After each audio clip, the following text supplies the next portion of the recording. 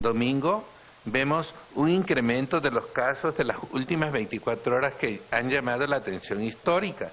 ¿Por qué? Porque sí traíamos oscilando la cifra entre 76.000, 84.000, etcétera.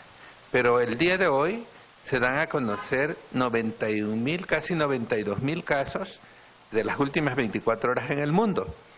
Y eso habla del incremento que sigue habiendo en todo los continentes y todo cómo se ha ido avanzando en la enfermedad.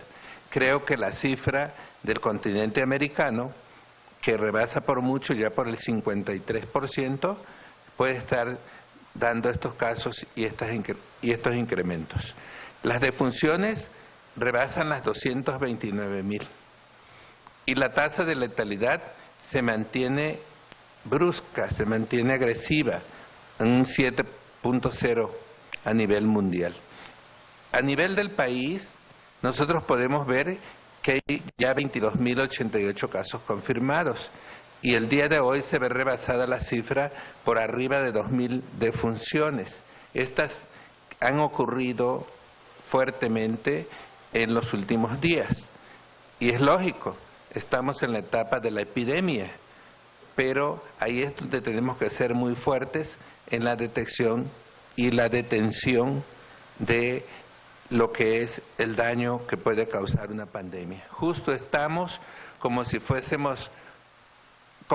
un río caudaloso que agarra más corriente y que hay un muro que lo detiene y que es tan fuerte la corriente que ese muro tiene que aguantar mucho para que no se salga de control el caudal de esa fuerza que agarra ese río, filosofando un poco en relación a la pandemia, cómo viene y cómo está fuerte y cómo nosotros tenemos que ser ese muro tan grande que seguramente se construye de chiapanecos y chiapanecas, de medios de comunicación, de directivos, de todos los que estamos en torno y creando un sentido de autorresponsabilidad, cada quien desde su hogar, cada quien desde su trinchera, colocando y anteponiendo las medidas preventivas de sana distancia, los cuidados higiénicos, los filtros sanitarios y todas las especificaciones que se han dado en las 7 líneas de control para el abordaje de esta tercera etapa.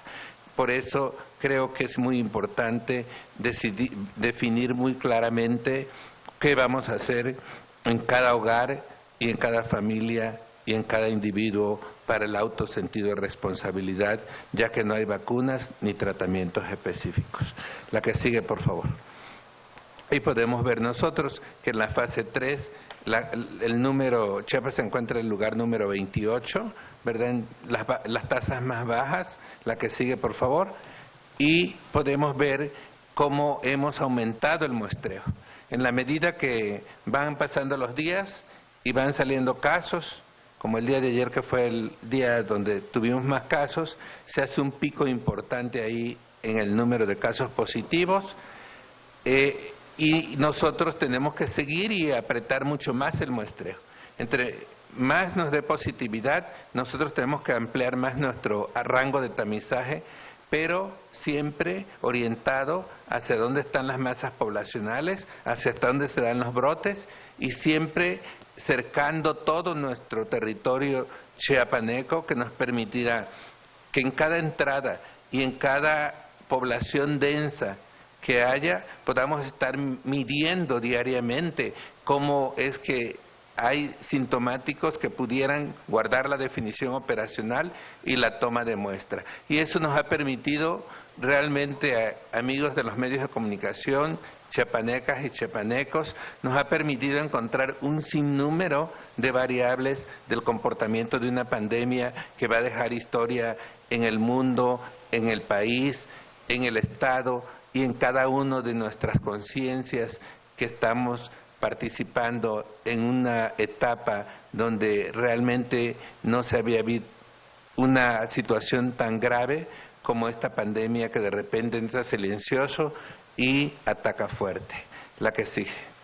En la que sigue podemos ver cómo nuestra línea de control ha ido aumentando, se ha ido formando la pirámide tal cual ya la habíamos proyectado desde un inicio, no es producto de la casualidad las estadísticas y la epidemiología aplicada a la ciencia, en la cual nos permite crear escenarios futuros que nos permitieron desde un principio tomar las medidas junto con ustedes, y eso es agradecerles a ustedes y a todos todo lo que se ha hecho en las medidas preventivas para que Chiapas se pueda estar en un número de baja incidencia, pero con un sistema de contención muy focalizado que seguramente nos dará para poder afrontar la etapa más difícil cuando se haga el pico de la pirámide y empecemos a ver el descenso de los casos.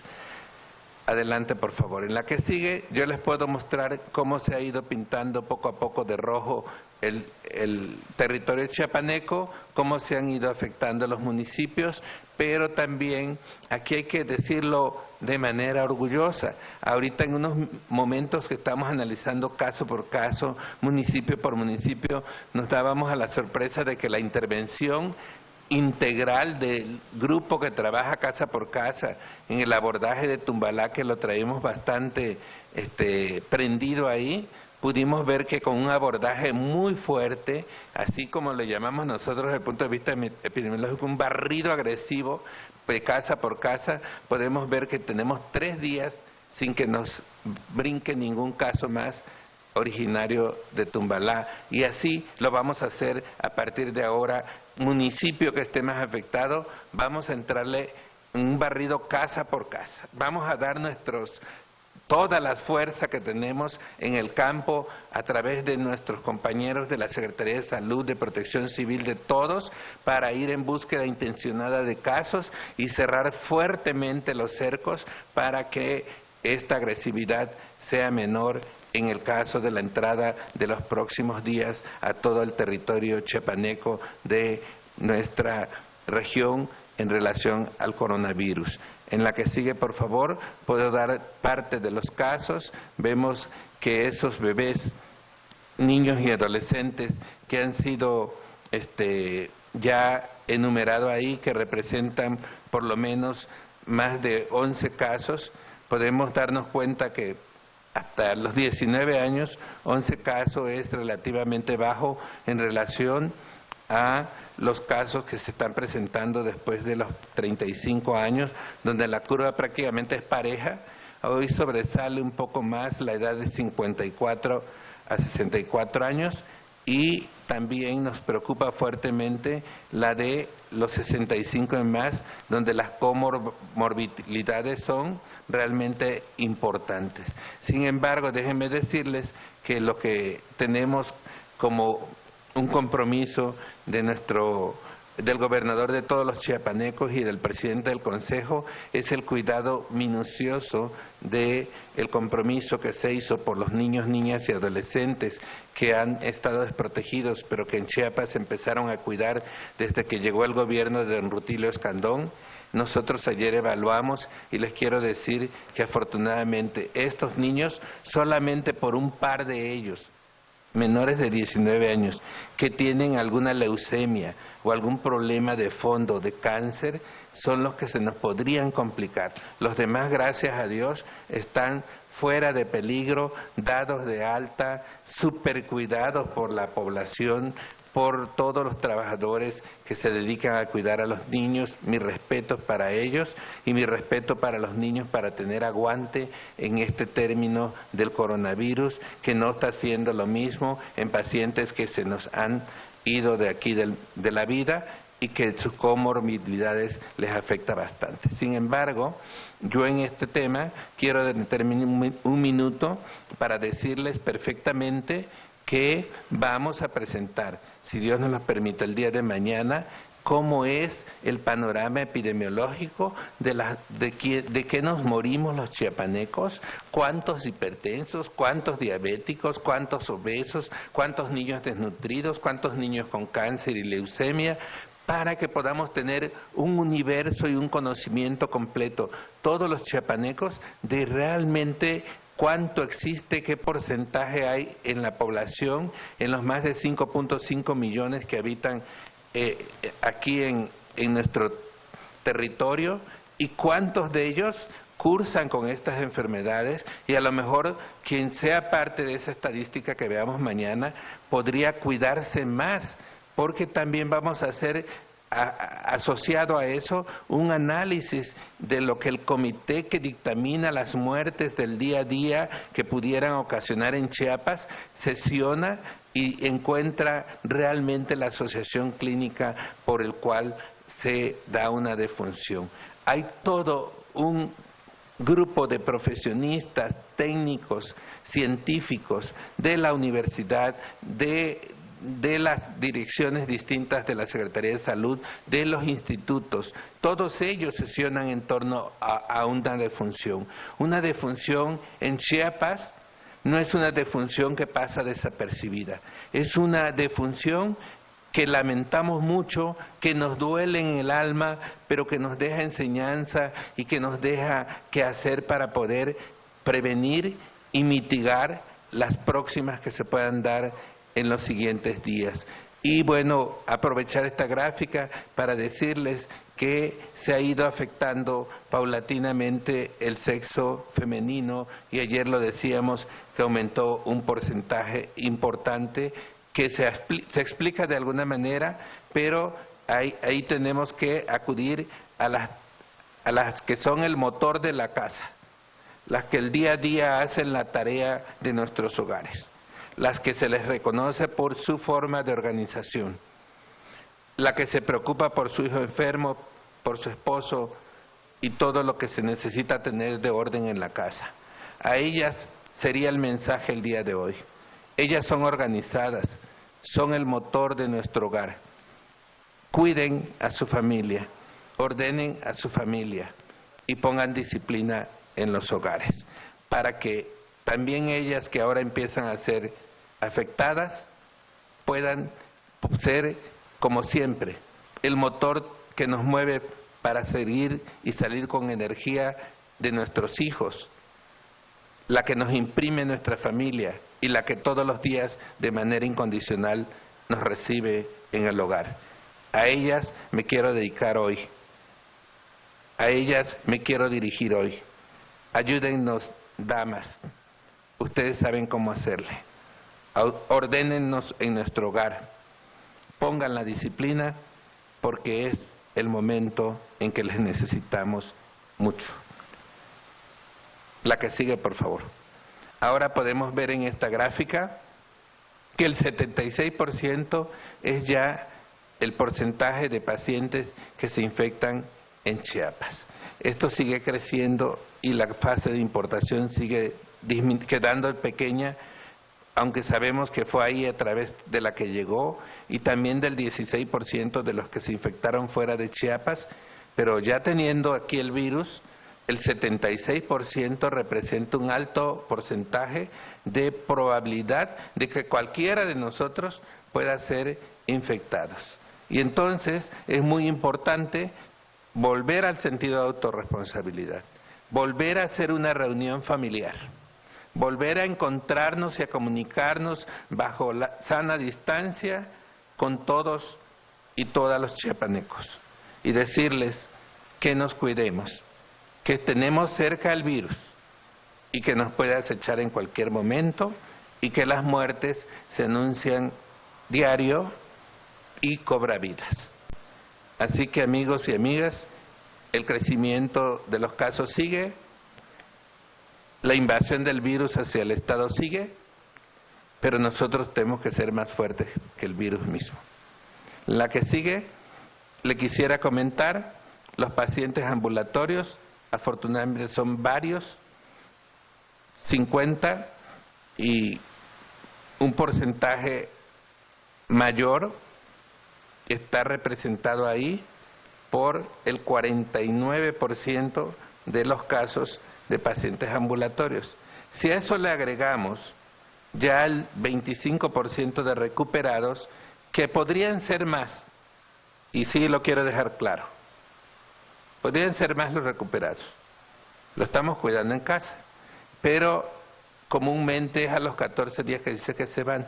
Nosotros le estamos dando 21, porque no tenemos prisa, tenemos personal que acude a dar asistencia a los domicilios. Y entonces, a los 21 días que sabemos que no hay ningún problema ya de contagio, lo estamos de alta. Más vale hacerlo así. Ayer se dieron de alta 7, pero vas seguro que no va a haber ningún problema de este tipo, de que vas a dar de alta a alguien y que te va a contagiar. Eso es lo más importante y, por supuesto, ahí está representado el de los pacientes que representan el 9%, que son pacientes muy graves, intubados, con comorbilidades, y que tocaremos el tema mañana con ustedes porque realmente da gusto compartir la información con personas de alto profesionalismo como el que posee cada uno de ustedes en sus medios de comunicación. Y luego también comentarle que de acuerdo a la derechohabiencia, nosotros vemos que solo el 41% de los casos son personas que no tienen una derechohabiencia, pero el resto de la población, el 59%, tiene derechohabiencia al INSS, al ISSSTE, a SEDENA y a otras instituciones. En términos de la comorbilidad, podemos ver que sigue siendo la hipertensión, la diabetes, la obesidad y el tabaquismo los que están asociados a las defunciones y a los muy graves que están intubados. Ninguno está exento de alguna de las comorbilidades de este tipo. El que no tiene hipertensión tiene diabetes o tiene obesidad y eso complica bastante el tratamiento. Y en la que sigue podemos ver que son 3 síntomas patoneumónicos los que se presentan ahí, como la tos, la cefalea y la fiebre. Esos 3 han estado por arriba del 75% de nuestros pacientes, seguido de las mialgias, las artralgias. Y regreso al tema. La gente siente incapacidad de respiración. Hemos analizado los casos porque la disnea venía así como en el penúltimo lugar de los síntomas que analizamos, pero la disnea, que es la dificultad para respirar, de repente vamos al domicilio con nuestros pacientes y tienen disnea, sienten que no pueden respirar, pero traen una carga psicosocial, psicológica que genera la enfermedad a nivel individual, comunitario, incluso de los estados, que nos llevan a tomar a veces decisiones y nos sentimos muy mal. Así le pasa al paciente, por eso la brigada que le mandamos desde nuestro gobierno a cada uno de nuestros pacientes que está en su domicilio va acompañada de un psicoterapeuta y baja inmediatamente una disnea que sienten por ansiedad y que no está relacionada justo con su sintomatología. Pero bueno, lo cuidamos minuciosamente porque en el momento que haya que trasladarlo a una clínica, se traslada. La que sigue. En la que sigue nosotros podemos ver las defunciones. El 46% está representada por defunciones que se han dado en el INSS, derechohabientes del INSS. En la Secretaría de Salud el 36% y el 18% son derechohabientes del ISSSTE. La que sigue, por favor. Nosotros podemos ver también los nuevos casos que vamos a presentar el día de hoy. Y aquí va parejo, 6 hombres y 6 mujeres. Entonces, ahí lo que llama la atención es que el primer grupo de 10 a 14, tenemos una niña, ¿verdad?, de 25 a 29, una dama, y de 30 a 34. Pero también hay 3 del 45 a 49. ¿Qué nos dice esto? Bueno, que hay una niña que pudo haber sido contagiada, pero que hay en estos otros 2 grupos hay un par de damas que seguramente realiza actividades esenciales y sale a lo mejor a trabajar porque está dentro del grupo de la población económicamente activa. Sin embargo, cuando vemos de 45 a 49, puede ser ya una dama que ya está en su hogar y que le estemos llevando el contagio. Por eso los análisis estadísticos son una inferencia asertiva y apegada a la ciencia, porque nos da escenarios para poder prever. Aguas con los caballeros si estamos llevando a casa la enfermedad.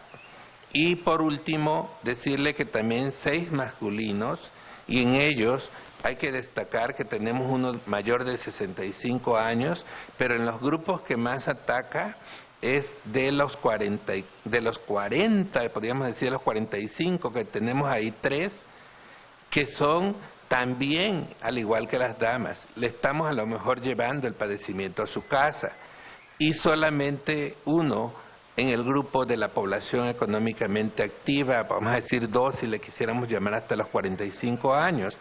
Entonces, es bien importante llamar la atención de esta manera para que sigamos previniendo, sigamos protegiendo. Los municipios que fueron afectados por los casos que se anuncian hoy es San Cristóbal de las Casas, con 3 casos más, Tapachula 2, Palenque 2, Motocintla 1 más, donde no teníamos muchos casos, ahora ya se han acumulado 3, en Ocosingo 1 más, en Pichucalco, que ya teníamos caso, 1 más, en Villaflores 1 más, ya completando 4 el día de hoy. Uno fue dado de alta exitosamente de un hospital del INSS ayer y uno de Yajalón más. Todos los municipios repiten, llama la atención que en nuestro Tuxtla, en nuestra querida capital, hoy no se anuncia caso y no quiere decir que no haya, sino simplemente se monitorearon las unidades centinelas y sabemos que aquí en Tuxtla pues está el Poliforum, están múltiples lugares donde pueden tomarse muestras y entre todas las muestras que se analizaron no se dio ningún caso positivo. De manera tal que así es como está confinado el número de casos del día de hoy.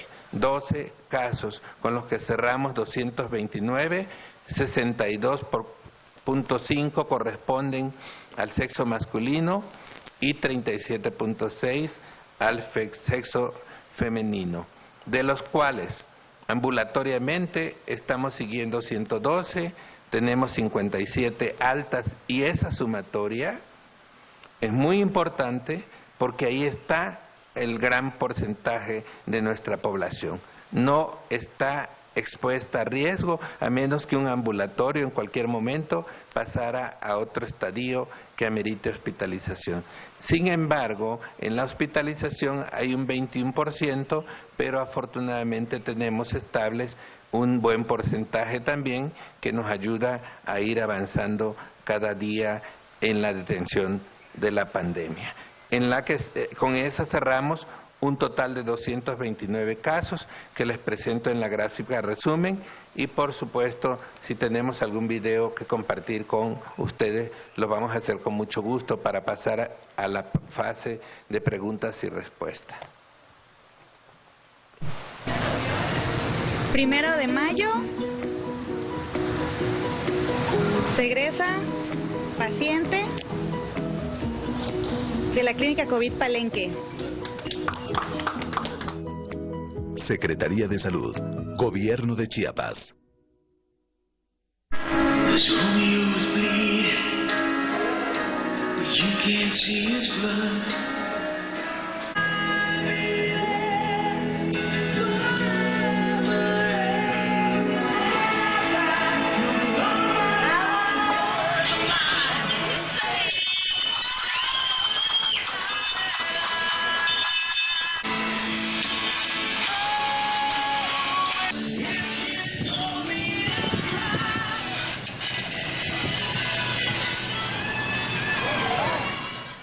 Secretaría de Salud. Como recuperamos pacientes, también anunciamos el fallecimiento de un masculino de una familia que ya traíamos encartada.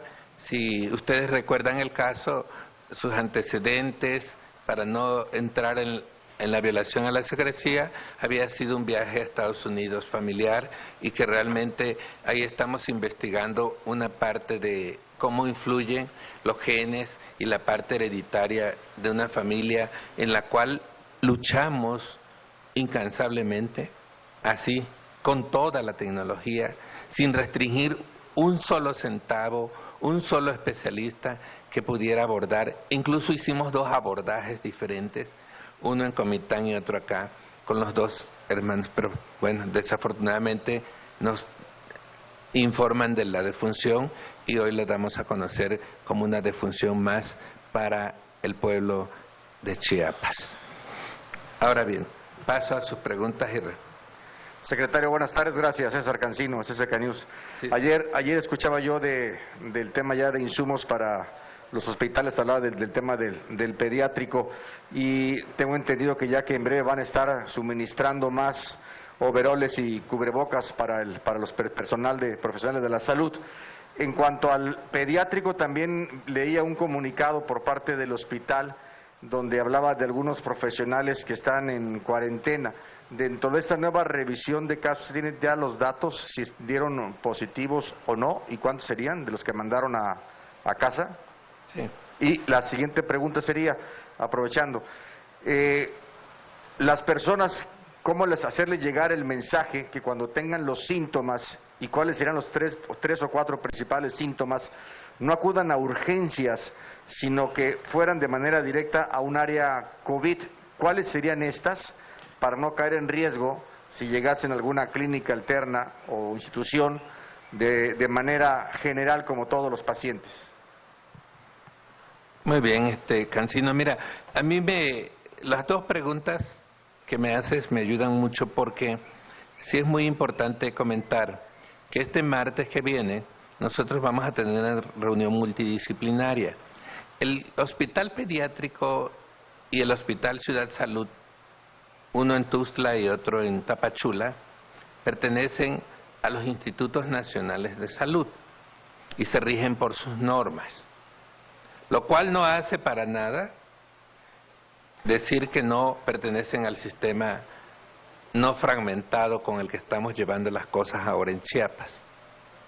Por primera vez en la historia, en mi vida de sanitarista, algún día abrazaba la idea de trabajar juntos sin servicios segmentados, porque son el éxito. Los servicios segmentados son una duplicidad enorme y un gasto de bolsillo para el paciente, para las instituciones que no son necesarias cuando se reúnen todos. Y este martes vamos a sesionar en términos de lo que pueda pasar en un hospital y en términos de lo que estamos haciendo con nuestras clínicas COVID. Porque vamos a dar a conocer efectivamente cuáles van a ser los lugares COVID para el ISSSTE, para el ISTESH, para el INS, para la Secretaría, que eso ya lo conocen. Estamos por anunciarles una 11ª clínica. Nada más estamos dándole ahí forma y platicándolo con nuestro presidente del Consejo, que es el gobernador de los chiapanecos, porque vamos identificando justo los lugares y estamos reconvirtiendo y tenemos todo para hacerlo. Entonces, es probable que ya estemos anunciando en la toma de decisiones del martes cómo están ya los lugares COVID, para darles a través de ustedes la mayor fuerza de difusión. Y, por supuesto, yo también les dije, y ayer me comprometí para traerles un trabajo de lo que ha sido la distribución del material de protección, que no se ha quedado nadie afuera, todo mundo tiene.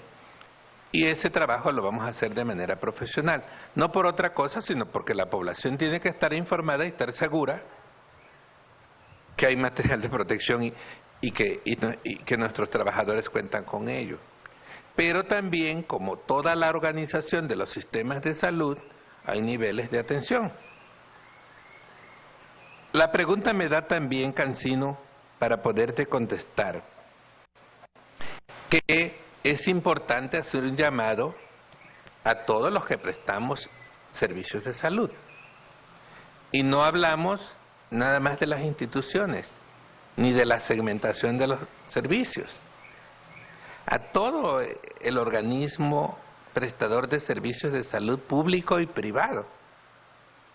Porque sí nos hemos encontrado varios casos, que no son la mayoría, pero que sí existen, en personas que, médicos que tienen su particular, siguen dando consulta, pero si tú tienes COVID en una etapa de epidemia, pues vas a llegar con tu particular, vas a llegar a una farmacia que tiene orientación médica.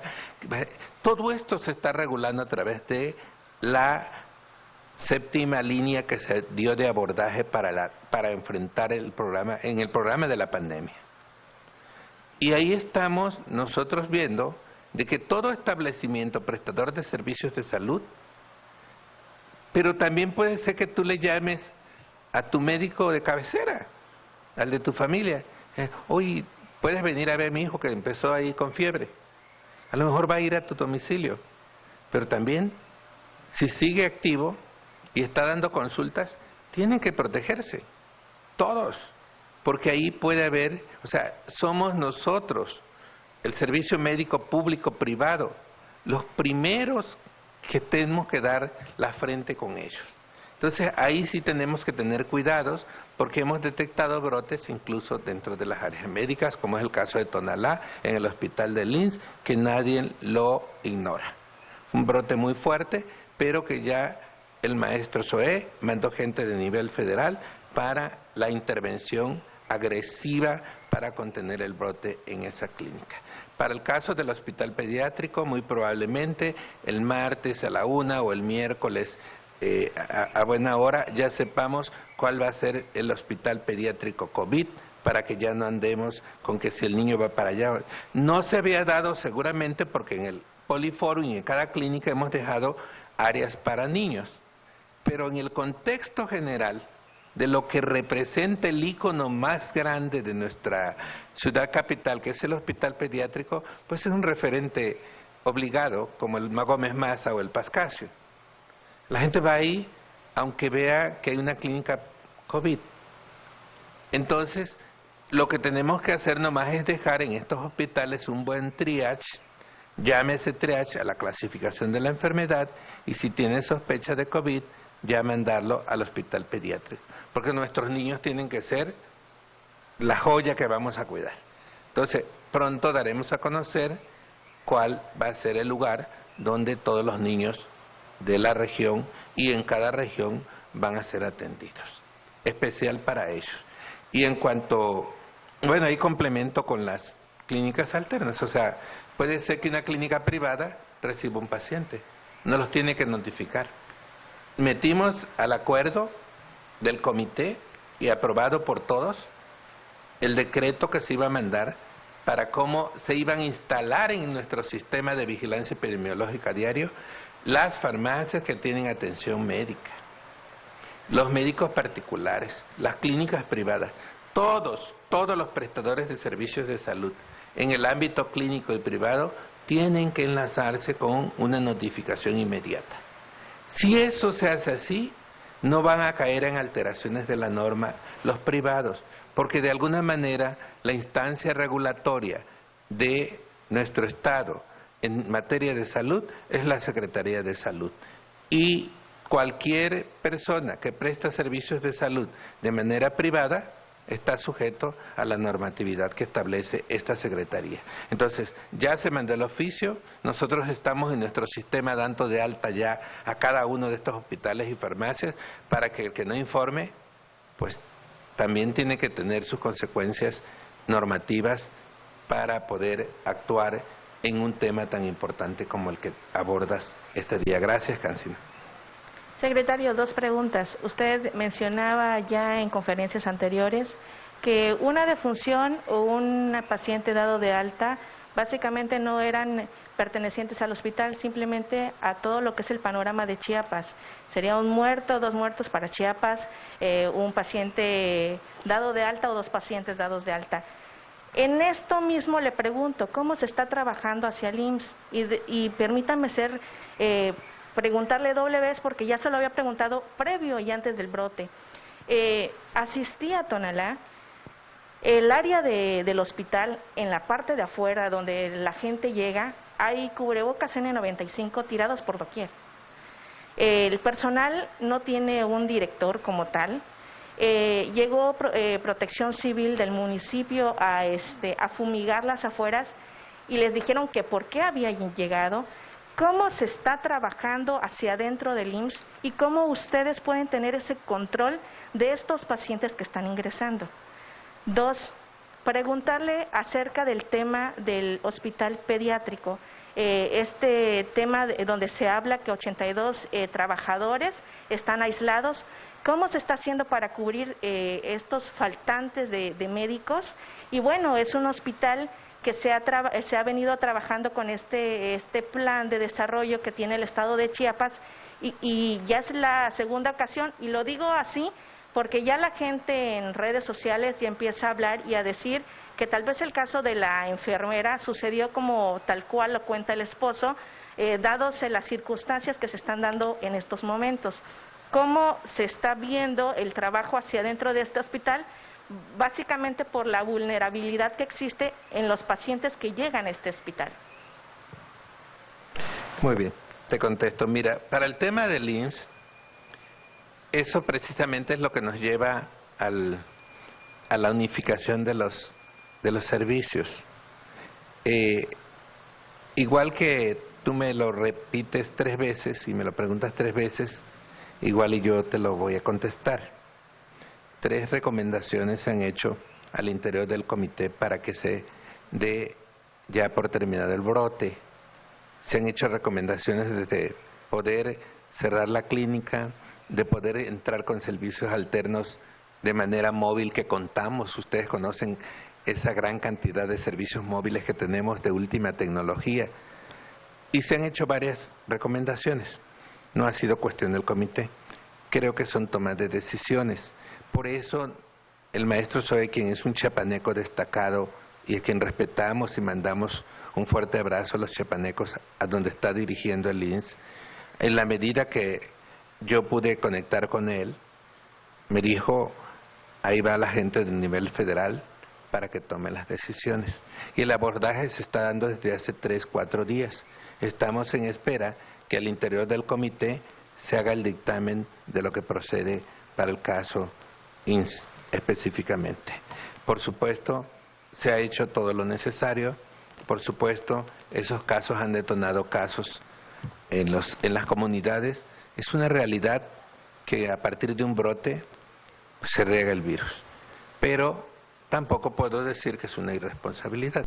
Aquí también nosotros tenemos que aprendernos a cuidar mutuamente, como se está pidiendo con las familias. Entonces, todos tenemos que ir avanzando. Y en el tema del hospital pediátrico, mira, los hospitales, no nomás el pediátrico, todos los hospitales nos quedamos con un porcentaje de nuestra población que trabaja, porque de acuerdo al decreto, pues más vale que estén en su domicilio, ¿verdad? Ahí resguardados, porque pues una vez que se pase todo esto, pues vamos a reactivar nuestros hospitales como los teníamos. Hoy que se hace necesario que un buen de personal, ahora para el pediátrico específicamente, y por darse las cosas como se están dando, también ya tenemos una respuesta. Yo ofrecí a la doctora Concepción que con mucho gusto se le va a contratar al personal que necesite para aprender la clínica COVID. Porque ¿qué pasa con los demás casos? En un hospital hay 2 elementos importantes de atención: la emergencia o la urgencia y la parte que vemos diario en la consulta, que te doy tu cita a los 3 meses, que te programa tu cirugía. Entonces empiezas a hacer tus priorizaciones, que es una de las máximas para una organización. Y dices, ¿qué servicio voy a priorizar? ¿Con qué personal me quedo? ¿Y cómo me voy a organizar? Y hay algún dato que vale la pena comentar más. Ha bajado la morbilidad de una manera que llama mucho la atención para bien. Porque si tú ves un hospital que antes teníamos muy lleno, fíjate cómo son las cosas. En el último, en los 68 días que llevamos de pandemia, si contamos lo que hemos ahorrado en fracturas, en traumatismos, en cirugías invasivas de pacientes policontundidos, en cirugías neurológicas, en quienes tienen estallamiento de víscera y se tienen que meter a los quirófanos así, que es donde está todo el personal, pues como que Dios nos pone las cosas acomodadas. Entonces, se disminuyó la venta del alcohol, se disminuyeron los horarios sin caer en establecer una ley seca, ni violarla, ni coaccionar la ley, y en automático bajó. Y bajaron las consultas de diarrea porque la mamá a lo mejor está en el hogar cuidando más a sus hijos. Y bajaron todas las consultas de emergencia. Y entonces sí podemos dejar al hospital funcionando bien. El abordaje de un brote o de cualquier persona que surja se hace igual en una comunidad, en una empresa, en un hospital, y pasan los días de rehabilitación y se reintegra a trabajar el personal. Entonces, con eso doy respuesta a tus preguntas de manera muy amplia y muy clara, que bueno, vemos que sí, por un lado, podríamos ver un desequilibrio, pero aquí el asunto es todos los días abordar los casos, porque esta pandemia merita de 24 horas de observación. Si nos distraemos un momento, puedes tener consecuencias, o bien puedes hacer tus tomas de decisiones. Ni las puedes hacer precipitadas, porque las tomarías mal, ni las puedes inferir, porque ya puede pasar tal. Hay que estar preparados y ir tomando decisiones y tener lo necesario para que, por ejemplo, ahorita que queremos adaptar dos clínicas COVID, ahorita la de pediátricos, y seguramente en Yajalón, que es donde estamos pensando en la otra, pues tener lo necesario. Es nada más reconvertir. Y eso nos va a hacer que nuestros casos estén dispersos y más cuidados. Se lo merecen los chiapanecos. Secretario, buenas tardes. Le saluda Silvano Bautista del Diario de Chiapas. Dos preguntas, secretario. La primera tiene que ver, en redes sociales se dio a conocer un suceso en el Estado de México donde un grupo de familiares pedían ver los cuerpos de sus familiares, válgase la redundancia, y eso propició que se diera el arribo de la Guardia Nacional o de representantes de la Fuerza del Orden. En el caso de Chiapas, ¿qué medidas se están tomando para evitar ese tipo de situaciones? Porque se sabe que ello conlleva un riesgo, ¿no? Y la otra, en las cárceles de Chiapas, en los cerezos, en los centros de reclusión, ¿qué medidas se están tomando y si se han registrado casos de COVID entre los internos? Muy bien, buenas las dos preguntas. Mira, en lo de redes sociales, sí lo vimos y lo observamos. Nosotros, cuando vemos cosas en las redes sociales que son positivas, pues las metemos a nuestra experiencia y las metemos en el comité y las sesionamos. Las reuniones del comité duran 4 o 5 horas, pero no importa, si es que en eso estamos. Entonces, vimos esta situación y no aprendimos de ella porque ya habíamos organizado. Mira, pero todo hospital tiene que tener un flujograma y una carta de proceso. Desde que llega cualquier individuo a un hospital, y hablo de individuos refiriéndome a personas que pueden ser prestadores de servicio de ese hospital, empresas prestadoras de servicio de ese hospital, pues nuestra razón de ser, nuestros usuarios. Y por supuesto sus familiares. Por ejemplo, yo te voy a dar un ejemplo aquí, chiapaneco, en el Hospital de las Culturas. Pues siempre vemos ahí en el Hospital de la Mujer de San Cristóbal que quien acompaña a un paciente o a una paciente que va a tener a su bebé son 5 o 6 de su familia. Pero esa es nuestra cultura y para eso debemos preparar. Y ellos, por ejemplo, los incluimos en la alimentación de los pacientes porque sabemos que se pasan los días ahí. Les tenemos su albergue y todo. Entonces, es bien importante que nosotros podamos decirles, Poliforum y las 10 clínicas, al igual que cualquier otro hospital, tienen su protocolo. Y a mí me da mucho gusto ver aquí conectado a nuestro director general de Protección Civil, a la Guardia Nacional, a Migración, que están sesionando justamente el protocolo de seguridad. ¿Qué pasa?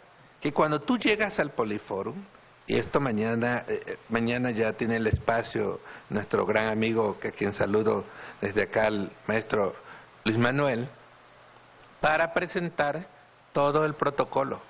Desde que vas a ser reseccionado, ¿qué se resecciona? ¿Un paciente caminando? ¿Qué se resecciona? Un paciente que va en algún vehículo y tiene que pasar a la rampa especial que dimos ahí. ¿Qué se resecciona? Un paciente que quiere consulta y que va a un toldo un poco parecido al que estamos aquí y tiene a sana distancia sus sillas para esperar su turno. todo mundo tiene que pasar por un filtro y saber quién va en ese filtro y que va garantizado. Si ven un taxi, ahora decimos, el protocolo cambia. Nuestros pacientes domiciliarios deben pedir auxilio a un call center que se estableció en el Poliforum y les mandamos la ambulancia, porque el taxista que lleva a un tosedor con COVID pues se va a contagiar o va a dejar el virus ahí en el vehículo. Todos esos puntos los estamos haciendo tan específicos y están participando todas nuestras autoridades.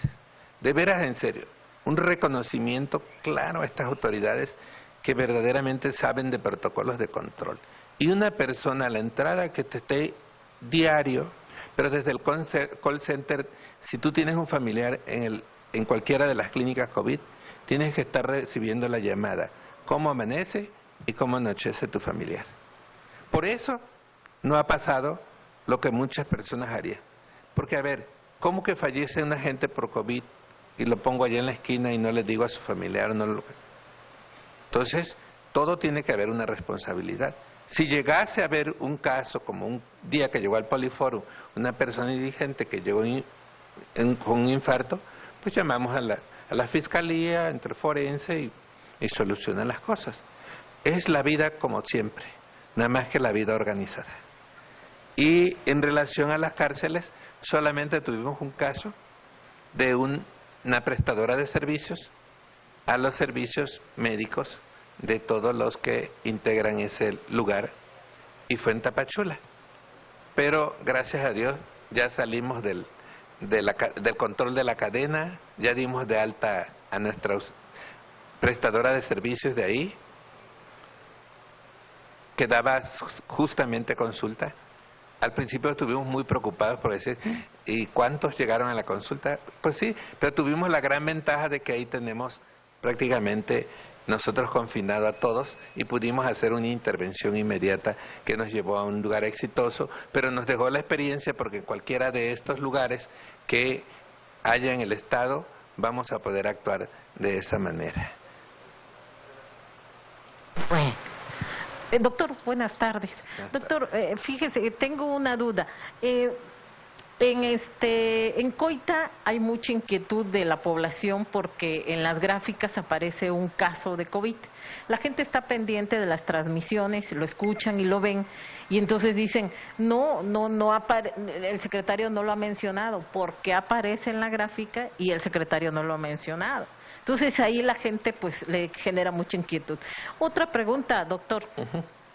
Al inicio de la pandemia y cuando empezó usted a habilitar estas clínicas COVID en los distintos municipios, dijeron que se iban a contratar mayor personal. Incluso la Sedena sacó una convocatoria de mayor personal.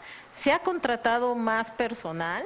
Sí. Porque ahora vemos cuánto personal médico o de enfermeros, porque ahora vemos pues el problema del hospital pediátrico, ¿no? Que casi se ha quedado, de 3 turnos, se ha quedado con muy poco personal. Muchas gracias. Muy bien. Buena pregunta. Mira, la vigilancia epidemiológica, no, la voy a hacer comparativa como el FBI. Es eso. Si tú fueras caso, te van a investigar todo. Con quién estuviste, dónde estuviste, por dónde fuiste. Hay casos como este caso que me preguntas, que obligadamente me lleva a la secrecía, porque te lo pide tu paciente. Entonces, lo que sí tengo claro es que si se dio en un lugar, ahí hay actuación, y si pertenece a otro lugar, también hay actuación. Creo que con eso puedo responderte sin violar el efecto de la secrecía. Ocosocuautla tiene que estar, se está siguiendo una cadena de control, pero en otro lugar también, ¿verdad? Y el personal de la clínica COVID, fíjate que hay una fortaleza muy grande. Son 2 tipos de contrataciones.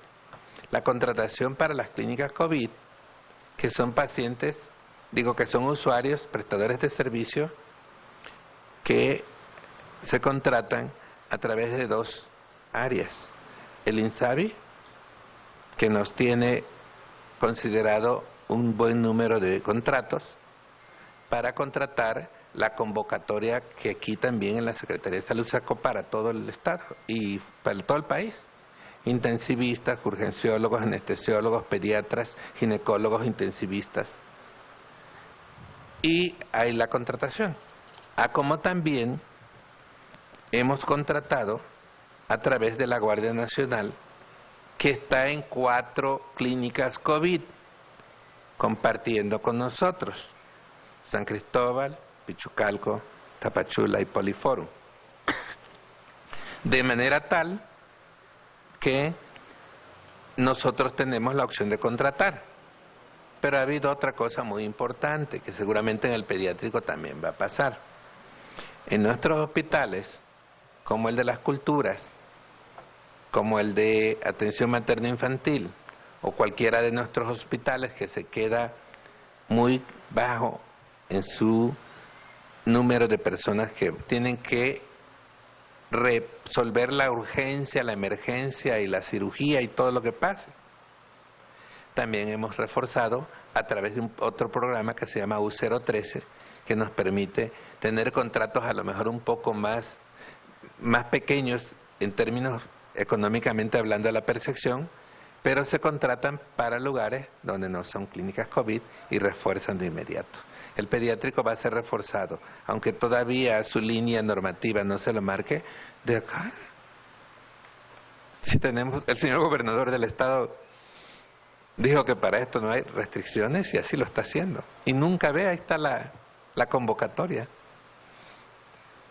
Hay un fondo pues que se hizo de aportaciones donde la alimentación, la asistencia social y lo que se necesite para esto, para eso es.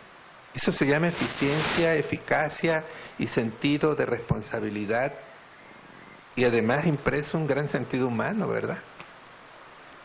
Tenemos gobernador. Compañeras y compañeros de los medios de comunicación, muchas gracias por su presencia. Muy buenas tardes.